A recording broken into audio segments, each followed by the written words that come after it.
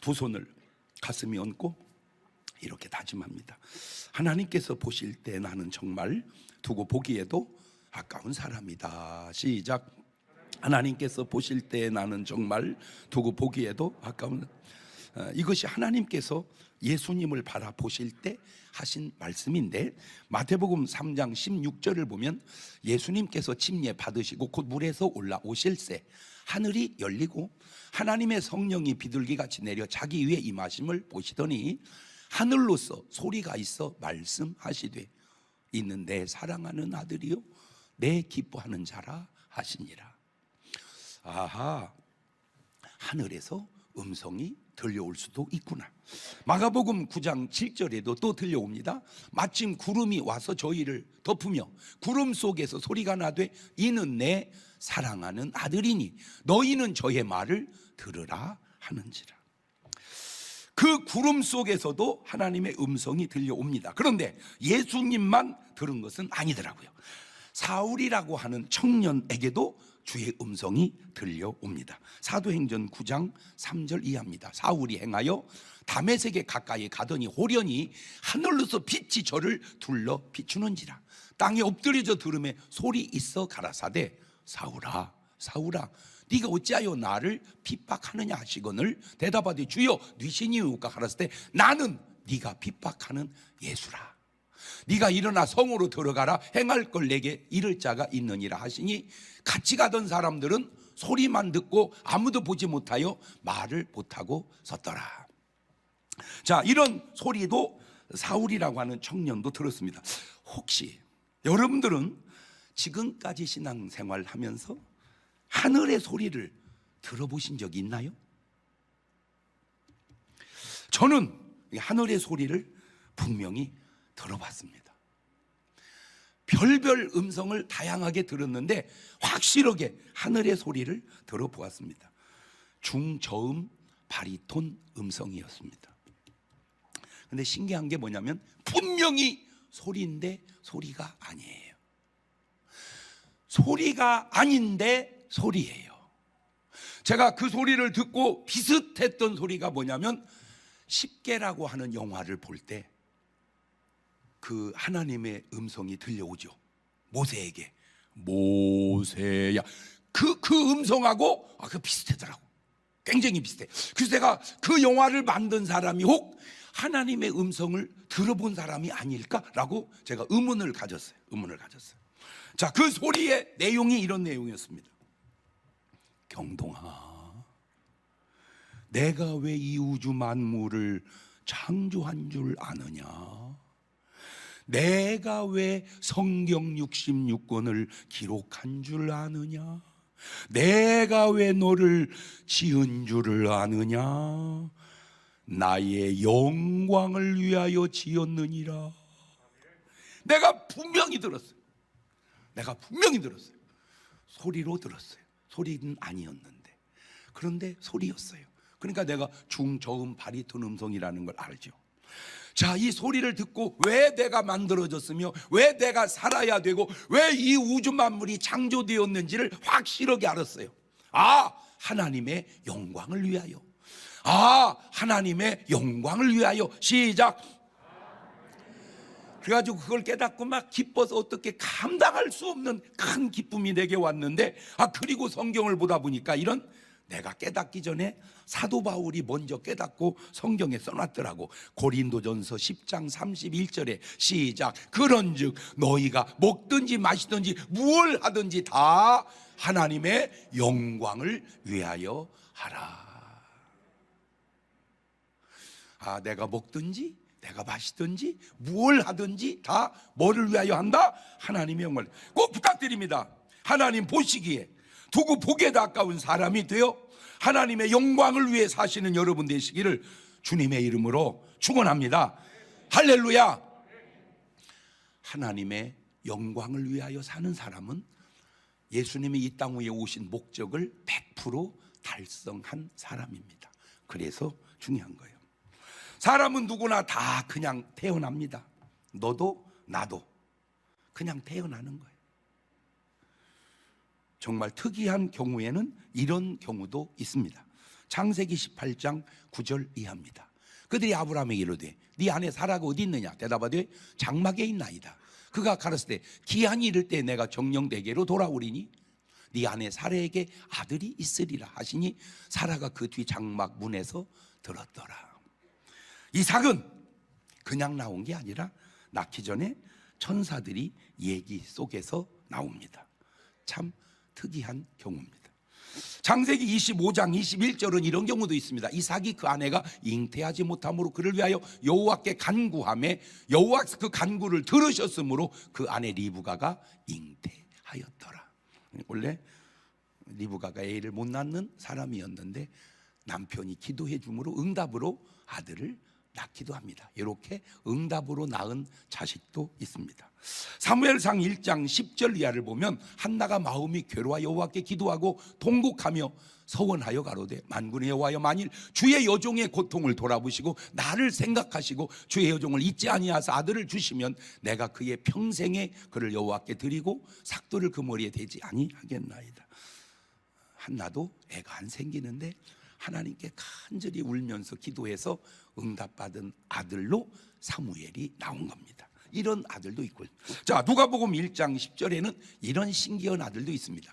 모든 백성은 그 분향하는 시간에 밖에서 기도하더니 주의 사자가 저에게 나타나 향단 우편에 선지라. 사라가 보고 놀라며 무서워하니 천사가 일러 가로되 사가랴여 무서워 말라. 너의 간구함이 들린지라. 네 아내 엘리사벳이 내게 아들을 낳아주리니 그 이름을 요한이라 하라. 세상에 이것도 참 특이한 경우입니다. 아들 낳을 텐데 이름까지 지어줬어요. 천사가 요한이라고 하거라. 그러나 예수님은 차원이 다릅니다. 여러분 진짜로 성경을 몰라서 그렇지 성경을 제대로 안다면 저는 스님도 그냥 예수 믿어야 된다고 생각합니다. 왜 그런지 볼까요? 창세기 3장 15절입니다. 내가 너로 여자와 원수가 되게 하고 너의 후손도 여자의 후손과 원수가 되게 하리니 여자의 후손은 네 머리를 상하게 할 것이고 너는 그의 발꿈치를 상하게 할 것이니라. 여자의 후손이 네 머리를 깨버린다. 예수 그리스도께서 사탄을 멸하실 것에 대한 예언인데 이것이 예수님 오시기 전에 4,000년 전에 한 예언입니다. 보세요. 불경을 아무리 읽어봐도 사서삼경을 아무리 읽어봐도 4,000년 후에 되어질 일에 대한 예언이 있나 살펴보세요. 이거는 사람이 할 수 있는 말이 아닙니다. 그러니까 성경과 불경은 차원이 다르다 그 얘기입니다. 게다가 이사야서 7장 14절 보세요. 그러므로 주께서 친히 징조로 너에게 주실 것이라. 보라 처녀가 잉태하여 아들을 낳을 것이요 그 이름을 임마누엘이라 하리라. 자, 이 예언 또한 700여 년 전에 한 예언인데 문제는 예언도 예언이지만 어떻게 수처녀가 잉태를 하느냐는 겁니다. 그 답은 성령으로. 그러니까 이 세상에 그 누구도 아무리 훌륭해도 사람은 다 아빠 엄마의 결합으로 태어납니다. 오직 아담과 하와만 하나님이 직접 만드셨고 그 외의 모든 인간은 아빠하고 엄마하고 결합을 통해서 태어난 겁니다. 부처님도 공자님도 소크라테스도 마흐메트도 오늘 저와 여러분도 오직 예수 그리스도만이 아버지 없이 성령으로 죄 없이 이 땅에 태어나신 유일하신 분입니다. 그래서 예수님이 말씀하시기를 요한복음 14장 6절에 시작. 예수께서 가라사대 내가 곧 길이요 진리요 생명이니 나로 말미암지 않고는 아버지께로 올 자가 없느니라. 자, 잘 보세요. 예수님은 그냥 자신이 길이십니다. 도이십니다. 그러나 부처님은 자신이 도가 아니라 도를 깨달으신 분입니다. 도와 도를 깨달은 분은 차원이 다릅니다. 도와 도를 깨달은 분은 차원이 다르다. 시작. 자, 우리 유튜브 팀들은 그냥 듣지 말고 올려보세요. 그래, 도와 도를 깨달은 분은 다르다. 저도 도는 아닙니다. 다만 그 도를 믿고 깨달은 사람일 뿐입니다. 인간이 아무리 도를 깨달아도 도 되시는 분하고는 차원이 다르다, 그 말입니다. 미가서 5장 2절은 이렇게 말합니다. 베들레헴 에브라다야, 너는 유다 족속 중에 작을지라도 이스라엘을 다스릴 자가 내게서 네게로 나올 것이라. 그의 근본은 상고의 태초에니라. 베들레헴에서 나실 것을 장소까지 예언하고 있습니다. 이것뿐이 아닙니다. 돌아가시는 것도, 부활하실 것도, 심지어 돌아가시면서 뼈가 꺾이우지 아니하실 것까지 다 예언이 되어 있습니다. 시편 34편 20절 보면 다윗이 성령의 감동을 받아서 한 말 속에 저런 말이 나와요. 모든 뼈를 보호하시며 그 중에 하나도 꺾이지 아니하도다. 제가 지난주에 뭐라고 그랬어요? 뭘 써라? 생각을 써라. 생각을 써라. 저게 지금 다윗이 쓴 거잖아요. 저 쓴 저 말이, 놀라지 마세요, 천년 후에 그대로 이루어지는 겁니다. 다윗은 예수님보다 천년 전에 사는 사람이거든. 저 다윗이 한 말이 천년 전에, 천년 후에 예수님이 어떻게 이루어지느냐. 요한복음 19장 32절을 가보세요. 군병들이 가서 예수와 함께 못 박힌 첫째 사람과 또 그 다른 사람의 다리를 꺾고, 예수께서 이르러는 이미 죽은 걸 보시 다리를 꺾지 아니하고 그 중 한 군병이 창으로 옆구리를 찌르니 곧 피와 물이 나오더라. 이를 본 자가 증거했으니 그 증거가 참이라. 저가 자기의 말하는 것이 참인 줄 알고 너희로 믿게 하려 함이니라. 이 일이 이룬 것은 그 뼈가 하나도 꺾이우지 아니하리라 한 천년 전에 다윗이 한 성경을 응하게 하려 함이라. 안 놀래? 그럼 여러분은 뭔 얘기를 들어야 놀래는 거예요? 목사님 다 알아서 안 놀래요? 다 알아도 안 놀래? 어떻게 천년 전에 한 사람의 죽음에 뼈를 꺾지 않는다. 이게 근데 안 놀래는 것이 느낌이 안 와서 그런 것 같아서 그래요. 느낌이. 야, 이렇게 예수님은 성령으로 잉태되어 수천 년 전 예언을 이루고 우리를 구원하러 이 땅에 오셨는데, 그런데 이렇게 어마어마한 예언과 하나님의 역사 속에도 문제가 생겼으니 그게 뭐냐? 마리아의 남편 요셉입니다. 자, 상황을 볼까요? 마태복음 1장 18절 이하에 예수 그리스도 나심은 이러하니라. 그 모친 마리아가 요셉과 청혼하고, 그러니까 우리말로 하면 뭐하고? 약혼하고 뭐하기 전에, 동거하기 전에 성령으로 잉태된 것이 나타났더니 그 남편 요셉은 뭐한 사람이라? 의로운 사람이라 저를 드러내지 아니하고 가만히 끈고자 하여. 자, 그 창세기 3장 15절 4천년 전의 예언, 700여 년 전 예언, 그 수많은 예언을 통해서 예수님이 성령으로 잉태해서 오셨습니다. 신기한 일이 이루어졌습니다. 이 지구상의 이 역사 속에 있었던 일 중에 이보다 더 신비한 일은 없습니다. 최고입니다. 그 최고의 신비한 일이 이루어졌는데 문제가 뭐냐? 요셉에게는 받아들이기가 너무 어려운 일이었다 이 말이에요. 왜? 내가 약혼한 여자가 임신을 해버렸어요. 이걸 어떻게 받아들여야 될까? 내가 약혼한 여자가 나도 손을 안 댔는데 애를 베버렸어요. 만약에 요셉이 아주 나쁜 짐승 같은 인간이었다면 마리아는 돌에 맞아 죽어야 합니다. 요한복음 8장 3절에 서기관들과 바리새인들이 가는 중에 잡힌 여자를 끌고 와서 가운데 세우고 예수께 말하되, 선생이여, 이 여자가 가늠하다가 현장에서 잡혔나이다. 모세는 율법에 이러한 여자를 어떻게 돌로 치라 명하였거니와 선생은 어떻게 말하겠나요? 그러니까 가늠하다 현장에 잡힌 여자는 어떻게 해야 된다? 돌을 들어서 쳐 죽여야 된다. 그런데 이 여자는 이미 뭘 해버렸으니까, 임신을 해버렸으니까 이거는 증거가 확실하잖아. 그러니까 이건 어떻게 해야? 한국말로 빼도 박도 못하게 생겼잖아. 그러니까 지금 뭐 해야 돼? 이거 돌에 맞아 죽어야 돼. 아이고, 신명기 22장 23절에도 처녀인 여자가 남자와 약혼한 후에 어떤 남자가 그를 성읍중에서 만나 통간하면 너희는 그들을 둘 다 성읍 문으로 끌어내고 그들을 돌로 쳐 죽일 것이니 그 처녀는 성읍 중에 있어서 소리 지르지 아니하였으며 그 남자는 그 이웃의 하나를 욕보했습니다. 너는 이같이 하여 너희 중에서 악을 취하. 오메. 자, 마리아는 변명할 길이 없습니다. 임신까지 했습니다. 증거가 분명합니다. 그런데 요셉은 뭔 사람이라? 의로운 사람이라. 그러니까 요셉은 양입니다. 참 신기한 게 유다라는 이름이 좋은 유다도 있고 안 좋은 유다도 있어요. 이름이 이렇게 똑같지 않아. 그러니까 똑같은 이름인데 좋은 사람들. 근데 구약이나 신약이나 요셉은 왜 이렇게 괜찮은지 몰라. 구약도 요셉은 참 괜찮고 신약도 요셉은 참 괜찮아. 그러니까 무조건 아들 낳아서 이름 짓기 곤란하면 요셉이라고 지면 돼요. 요셉이라고. 아, 대단해. 예. 자, 마태복음 1장 19절입니다. 그 남편 요셉은 의로운 사람이라 저를 드러내지 아니하고 가만히 끊고자 하여. 무슨 말입니까?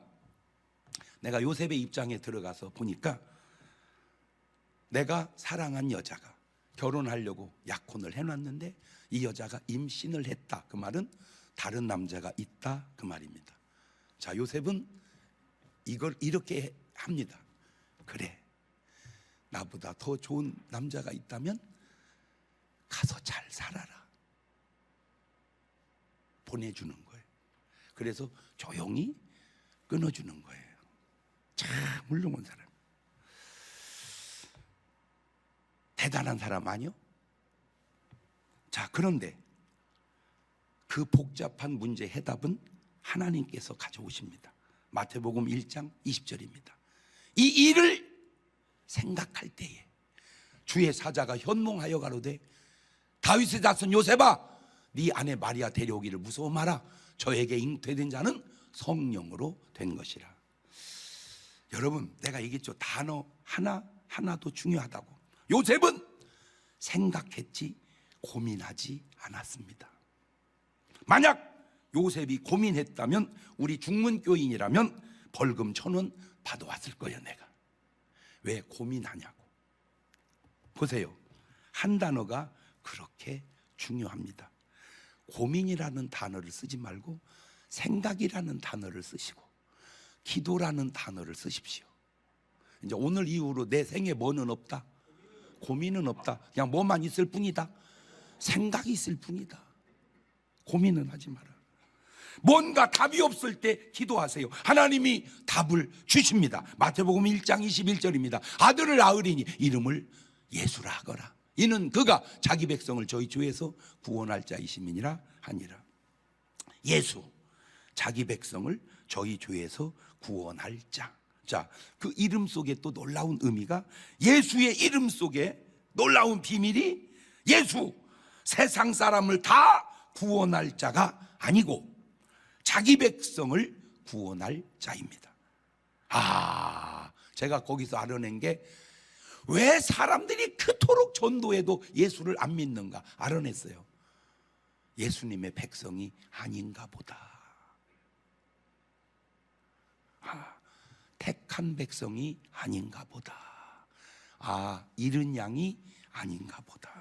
아니나 다를까 구원의 과정을 보니까 마태복음 10장 5절 이하를 보세요. 예수께서 이 12를 내어 보내시며 명하여 가라되 이방인의 길로도 가지 말고 사마리아인의 고을에도 들어가지 말고 차라리 이스라엘 집에 잃어버린 양에게로 가라. 누구한테 가라? 잃어버린 양에게 가라. 잃어버린 양에게. 누가복음 19장 10절에도 인자에 온 것은 잃어버린 자를 찾아 구원하려 함이니라. 다 구원하는 게 아니고 누구를 구원한다? 잃어버린 자를. 사도행전 13장 48절에도 이방인들이 듣고 기뻐하여 하나님의 말씀을 찬송하며 영생을 주시기로 작정된 자는 다 믿더라. 다 믿는 게 아니라 영생을 주시기로 작정된 자가 믿더라. 사도행전 18장 9절 이하에도 밤에 주께서 환상 가운데 바울에게 말씀하시되 두려워하지 말며 잠잠하지 말고 말하거라. 내가 너와 함께 있음에 아무 사람도 너를 대적하여 해롭게 할 자가 없을 것이니 이는 이 성 중에 내 백성이 많음이라 하시더라. 이 성이 다 내 백성이다, 그게 아니고 이 성 중에 내 백성이 많다. 대전 시민은 다 구원받는다, 그게 아니고 대전 시민 중에 내 백성이 많다. 그러니까 우리가 전도하는 건 알고 보니까 그 주님의 백성을 찾아서 구원하는 거예요, 알고 보니까. 그래서 마태복음 13장 11절에 참 좋은 구절입니다. 외워야 할 구절입니다. 머릿속에 각인시키십시오. 시작. 대답하여 가라사대 천국의 비밀을 아는 것이 너희에게는 허락되었으나 저희에게는 아니 되었나니 무릇 있는 자는 받아 넉넉하게 되되 무릇 없는 자는 그 있는 것도 빼앗기리라. 이미 저기서 부익부 빈익빈의 사고가 나오죠. 2000년 전에. 참 신기한 게 사실은 이게 나누어야 되는데 이게 쏠린다는 거예요. 이게 원리가, 이게 원리가. 지금 전 세계적으로 어려움이 찾아왔는데 아는 분은 다 아시지만 이게 왜 그러냐면 코로나19가 그냥 잠깐 지나갔으면 괜찮을 텐데 이게 2, 3년 가는 바람에 너무너무 어려워졌어요. 그러다 보니까 나라마다 돈을 무지하게 많이 풀었습니다. 내가 알기로 우리나라도 아마 절반 정도 더 풀었어요, 돈을. 그러니까 수십조도 더 풀었어요. 수백조 풀었어요, 이렇게 돈을. 미국은 더 풀었어요. 그러니까 막 돈이 종이떼기 같이 돌아다니는 거예요. 하도 많이 풀어서. 그러니까 돈 가치가 떨어지고 물건 값이 계속 올라니까 이 물건 값 잡는다고 이자율을 높여서 돈 가치를 높여놔 버렸어요. 그러니까 돈이 있는 사람은 괜찮은데 없는 사람은, 특별히 이자 내는 사람은 이자가 올라버리니까 지금 굉장히 어려워진 거예요. 그러니까 지금 이자 내는 사람은 막 너무너무 힘들어요. 그런데 돈 있는 사람은요,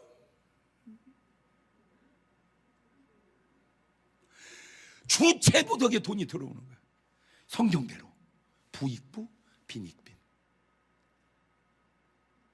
자, 여기서 중요한 게 뭐냐면 내가 구원받은 사람이고 하나님의 감동으로 사는 사람이라면 익빈이가 돼서는 안 되고 익부가 됐어야 된다, 그 말이죠. 어떻게 하나님이 구원만 해주고 그냥 자기를 이렇게 고생을 시키겠어요? 물론 특별하게 사명받고 그런 사람이 있겠지만 대부분은 이 진리를 너희에게는 허락되었다, 있는 자는 받아. 그 허락된 사람이 받아본 게, 그런데 내가 그렇게 못한다? 그 말은 물론 그럴 수도 있지만 한번 하나님하고 단판 지어보세요. 하나님, 내가 잘못 사는 건가요? 그거 회개하세요. 제가 아까 그냥 살짝 지나가는 얘기로 했죠. 교회에서 달력 하나씩 가져가라. 그러면 그냥 하나씩 가져가면 돼요. 근데 2개 가져가는 사람이 있어요. 그 아무것도 아닌 것 같죠. 근데 교회의 질서를 내가 편하지 않게 무너뜨리는 거예요. 그렇게 하면 안 되는 거예요. 꼭 필요하면 정당하게 얘기해서 제가 꼭 하나 더 필요하오니 하나 더 가져가도 될까? 이렇게 가져가는 거하고 살짝 가져가는 거하고는 벌써 삶의 차원이 달라요. 그런 식으로 살면 모르기는 해도 익부로 가기가 쉽지 않을 것 같아서 그래요. 작은 거지만. 식당에서 밥을 먹고 요지를 쓸 수 있어요. 근데 요지가 너무 마음에 드는 거야. 그러면 더 가지고 가고 싶으면 주인한테 얘기했어요. 내가 이거 몇 개 더 가져가도 되나요? 그리고 허락받고 가세요. 살짝 가져가면 나중에 회개할 때 그게 자꾸 생각이 나요.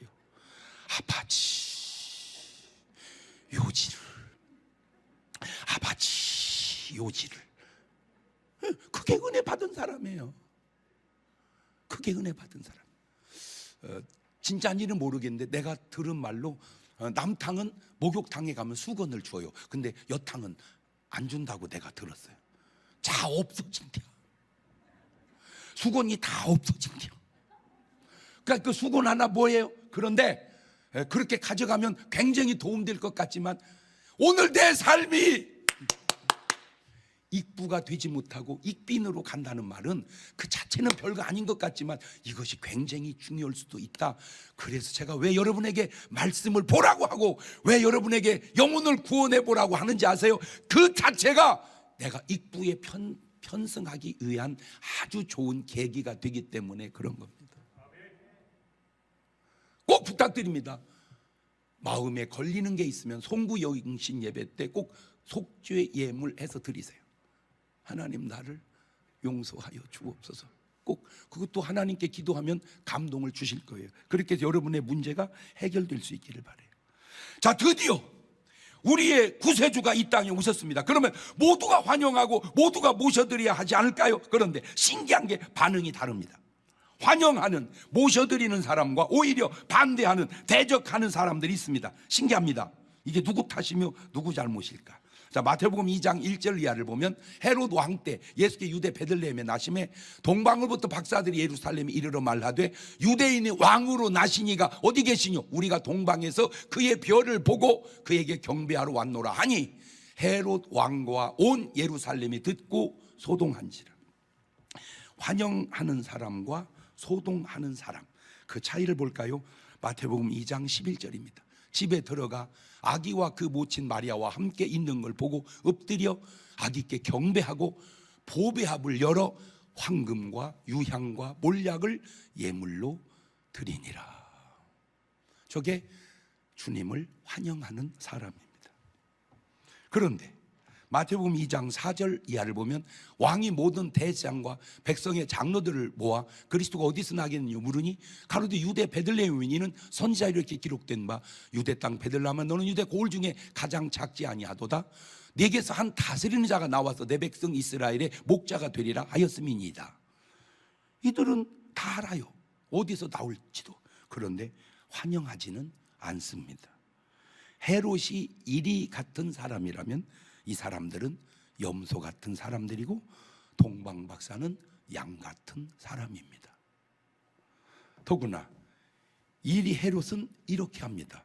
마태복음 2장 16절입니다. 이 헤롯이 박사들에게 속은 줄을 알고 심히 노하여, 보세요, 단어 하나가 중요하다고 그랬죠? 뭐하여?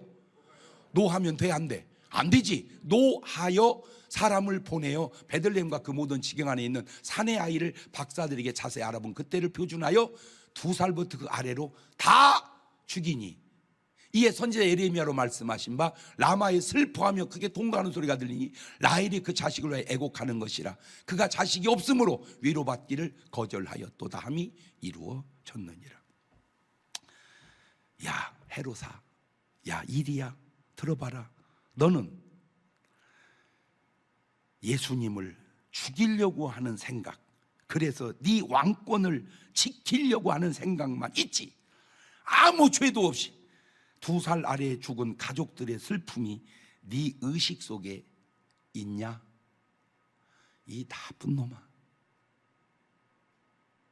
네 왕권 유지만 의식하지 그거 지키겠다고 2살 밑에 애들 죽여놓고 슬퍼하는 가족들의 슬픔은 네 의식 속에 있느냐? 그 말입니다. 이것이 2000년 전에는 그렇다 치더라도 2000년이 지난 지금도 야 푸틴아, 네 의식 속에 수십만 명의 생명에 대한 의식이 있냐? 도대체 뭐 하자는 거냐?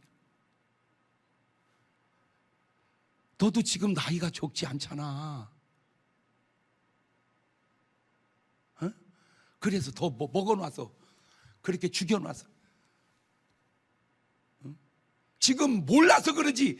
이제 다 저게 밝혀져 가지고 내 아들이 군에 가서 죽었다는 그 눈물이, 이 장례식이 얼마나 어마어마하겠어요. 에? 지금 수만 명 이상이 죽었을 텐데.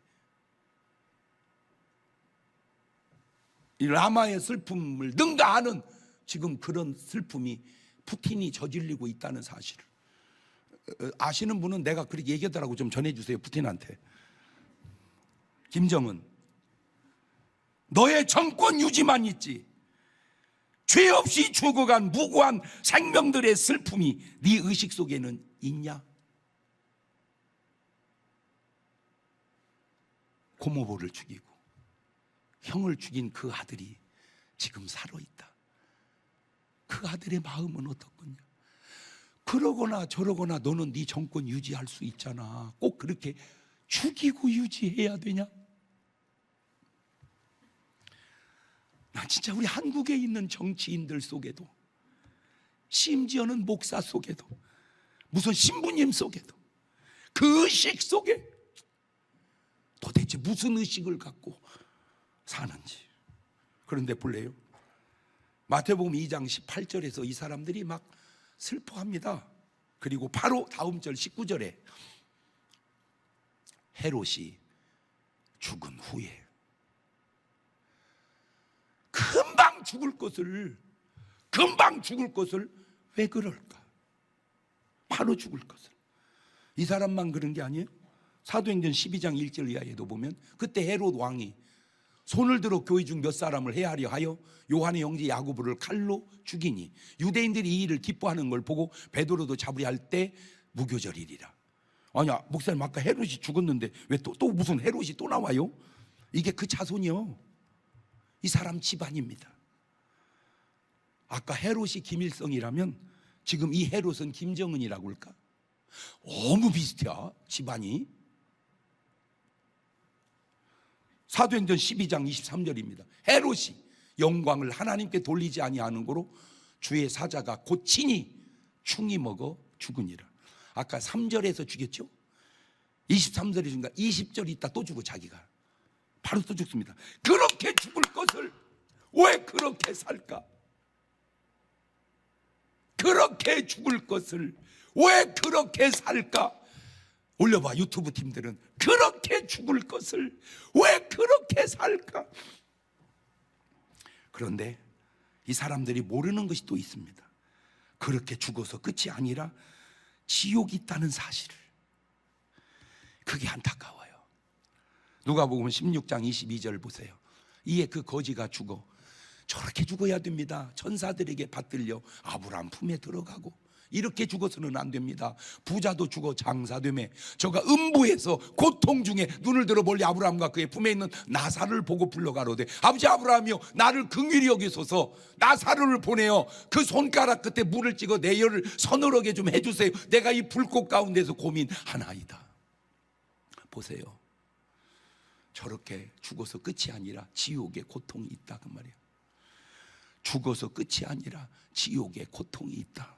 그랬더니 누가복음 16장 25절 시작. 아브라함이 가로되 예 너는 살았을 때 네 좋은 것을 받았고 나사로는 고난을 받았으니 이것을 기억하라. 이제 저는 여기서 위로를 받고 너는 고민을 받느니라. 푸틴이나 김정은 위원장이나 들어보시오. 이 말이 꼭 여러분에게 하는 말 같지 않습니까? 야!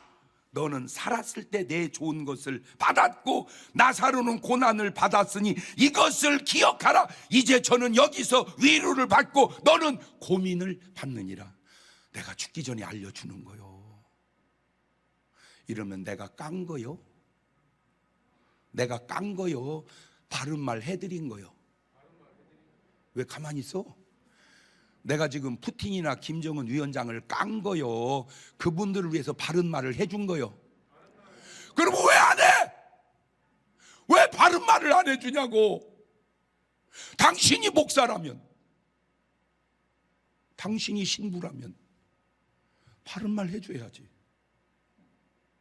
왜? 아직 기회가 있으니까. 아직 기회가 있으니까. 뭔 기회? 회개할 수 있는 기회, 돌아설 수 있는 기회. 여러분, 그냥 한 사람만 내려놓으면 세계 평화가 오는데 나 하나 정권 유지하겠다고 그렇게 해서 생긴 이 어마어마한 이 피해를 어떻게 감당하려고 하냐 그 말입니다.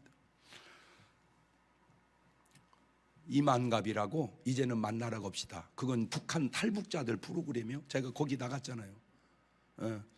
근데 왜 못 나간 줄 아세요? 그 뒤로? 거기 딱 가니까 사람들이 너무 막 반가워해. 막 너무 좋아해. 그래서 다 내 팬이래. 왕팬. 그래서 나는 남한에 넘어와서 팬인 줄 알았어. 그랬더니 어떤 분은 북한에서부터 내 팬이었대요. 근데 깜짝 놀랐어요. 아, 북한에서 나를 아는구나. 그 사람들이 이구동성으로 하는 말이 뭐냐, 지금 이 시대에 김정은 위원장을 변화시킬 수 있는 목사님밖에 없대. 날 보고 북에 넘어가래. 그래서 지금 속으로 지금 나를 죽이려고 그러냐. 근데 얼마나 거기서 바른 말을 잘 했겠어요. 그리고 왔더니 놀라지 마세요. 달력에 정형외과 달력입니다. 빨간 글씨로 목사면 목회나 해라. 이 자식아, 왜 방송에 나가서 그딴 소리 하고 있냐. 너 지켜보고 있다. 완전히 그 빨갱이 아니요? 글씨도 빨갛게 썼어. 내가 그래서 간첩이 있다는 말을 믿는 거야. 목사님 바른 말 해주셔서 감사합니다. 그래야지. 뭐? 이때니까. 빨갱이가 이때니까. 근데 그 빨갱이가 그냥 밑에만 있어야 되는데 목사 속에도 있고 신부 속에도 있는 것 같다니까. 나처럼 얘기 한번 해봐봐. 내 말이 옳다며. 그럼 옳은 말 한번 해봐봐. 그게 나라와 세계 평화를 위한 일 아니요? 응.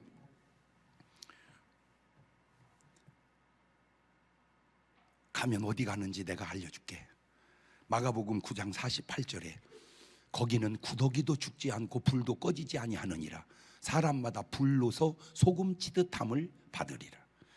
계시록 19장 20절에 짐승이 잡히고 그 앞에 이적을 행하던 거짓 선지자도 함께 잡혔으니 이는 짐승의 표를 받고 그의 우상에 경배하던 자들을 이적으로 미혹하던 자라. 이 둘이 산채로 유황불 붙는 못에 던지우리라. 계시록 20장 10절에 또 저희를 미혹하는 마귀가 불과 유황못에 던지우니 거기는 그 짐승과 거짓 선지자도 있어 세세토록 밤낮 괴로움을 받으리라. 계시록 21장 8절 그러나 두려워하는 자들과 믿지 아니한 자들과 흉악한 자들과 살인자들과 행음자들과 술객들과 우상 숭배자들과 모든 거짓말하는 자들은 불과 유황으로 타는 못에 참여하리니 이것이 둘째 사망이라. 몸이 죽으면 그냥 끝이 아니라 영혼의 둘째 사망이 있다는 사실을 알아야 합니다. 어떻게 인간이 육신만 있다고 생각합니까? 육신 안에 진짜 내 영혼이 있다는 걸 왜 모릅니까? 마태복음 10장 28절에 몸은 죽여도 몸뚱아리는 죽여도 영혼은 능히 죽지 못한 자들 두려워하지 말고 오직 몸과 영혼을 능히 지옥에 멸하시는 자를 두려워하라. 푸틴이 두려운 게 아니고 김정은이 두려운 게 아니라 하나님이 두려워야 되는 거예요. 예수님 이 땅에 왜 오셨습니까? 우리를 구원하기 위해 오셨습니다. 하나만 물어봅시다. 주님이 이 땅에 오신 목적은 사람을 구원하러 오셨는데 그 목적이 오늘 여러분을 통해서는 이루어졌나요? 나는 구원받았다. 그러면 이룬 것이고 나는 아직 구원 못 받았다. 그러면 아직 못 이룬 겁니다. 자, 그러면 나는 구원을 이뤘다면 그것으로 끝입니까? 아직 구원받지 못한 사람들은 마가복음 16장 15절입니다. 가라사대 너희는 온 천하에 다니며 만민에게 복음을 전파하거라. 좀 멀기는 하지만 그래도 온 천하에 언젠가 나도 한번 가보리라. 그래서 여러분 부탁드리는데 좀 어렵지만 그래도 꼭 선교 적금을 하나씩 들어놓으세요. 선교 적금을 들어서 나중에 그게 찾으면 우리도 세계 선교 나가서 한번 하나님 앞에 가기 전에 저 말씀 순종 한번 해보고 가십시다. 아프리카를 가든 베트남을 가든 필리핀을 가든 우리도 전 세계에 가서 내가 뭐 한번 해봤다, 복음 한번 해봤다, 전도 한번 해봤다, 그렇게 하고 하나님 앞에 가면 적어도 나는 저 구절을 순종한 거잖아. 응? 자, 그러면 반응이 두 가지로 옵니다. 마가복음 16장 16절입니다. 믿고 징계받는 사람 구원 얻을 것이고 믿지 않는 사람은 정죄를 받으리라. 이것이 아직 구원받지 못한 자들이 할 일인데 참 안타까운 건 믿고 구원받으면 되는데 왜 그렇게 끝까지 안 믿을까 안타까워요. 사도행전 20장 24절입니다. 같이 읽어봅시다. 시작. 나의 달려갈 길과 주 예수께 받은 사명 곧 하나님의 은혜의 복음 증거하는 일을 마치려 하면은 나의 생명을 조금도 귀한 것으로 여기지 아니하노라. 여러분은 저 구절이 어떻게 고백이 할 수 있겠나요? 그렇다면 여러분은 구원받은 확실한 사람입니다. 고린도전서 9장 16절 보세요.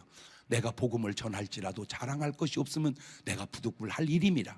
만일 복음을 전하지 않으면 내게 화가 있을 것임이로다. 그냥 말이라도 여러분 저렇게 말할 수 있나요? 그렇다면 여러분은 확실하게 구원받은 사람입니다. 두 손을 가슴에 딱 얹으세요. 하나만 물어볼게요. 주님 이 땅에 오신 목적은 바로 우리를 구원하기 위함인데 그 목적이 여러분을 통해 이루어졌나요? 그러면 감사하시고, 그럼 이루지 못한 사람은 놔둬버려야 될까요? 그 사람을 또한 이루게 하는 것, 그것이 바로 우리가 해야 할 일입니다. 지금은 우리 주 예수 그리스도의 은혜와 아버지 하나님 무한하신 사랑과 성령님 교통하심이 사랑하는 성도들 머리 위에 이제부터 영원토록 함께 하시기를 간절히 축원하옵나이다.